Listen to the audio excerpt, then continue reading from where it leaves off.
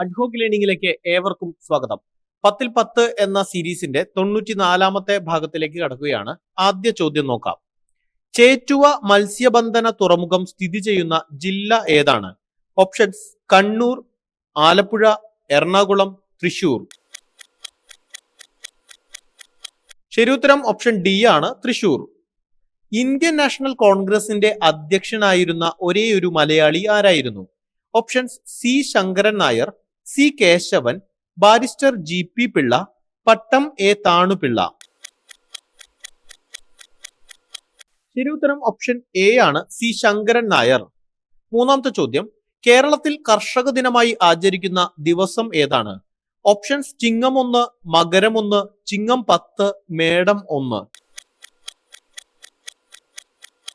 ശരിയുത്തരം option A, Chingam 1. Quit India സമരവുമായി ബന്ധപ്പെട്ട് കേരളത്തിൽ നടന്ന സംഭവം ഏതായിരുന്നു? ഓപ്ഷൻസ്: വാഗമൺ ട്രാജഡി, സവർണ ജാഥ, കീഴരിയൂർ ബോംബ് കേസ്, പട്ടിണി ജാഥ. ശരിയുത്തരം option C, Keezhariyur bomb case. Sasthamkotta തടാകം സ്ഥിതി ചെയ്യുന്ന ജില്ല ഏത്? ഓപ്ഷൻസ്: പത്തനംതിട്ട, ആലപ്പുഴ, കൊല്ലം, കോട്ടയം. ശരിയുത്തരം ഓപ്ഷൻ സി, കൊല്ലം. തിരുവിതാംകൂർ കൊച്ചി സംയോജനം നടന്ന വർഷം ഏതാണ്? ഓപ്ഷൻസ്: 1947, 1945, 1950, 1949.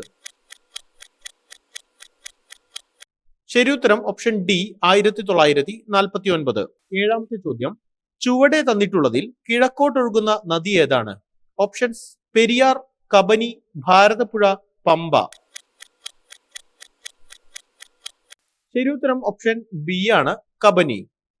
എന്റെ കുമ്പളങ്ങി എന്ന പുസ്തകം എഴുതിയത് ആരാണ്?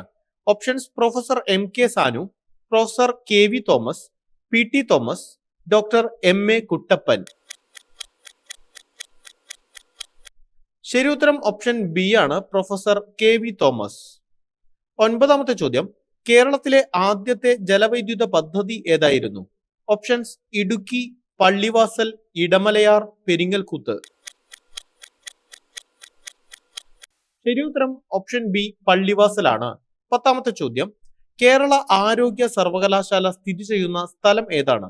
ഓപ്ഷൻസ്: തിരുവനന്തപുരം, കളമശ്ശേരി, ആലപ്പുഴ, തൃശൂർ. ശരിയുത്തരം ഓപ്ഷൻ ഡി, തൃശൂരാണ്. എത്ര ചോദ്യങ്ങൾ ശരിയായെന്ന് കമന്റായി രേഖപ്പെടുത്തുക.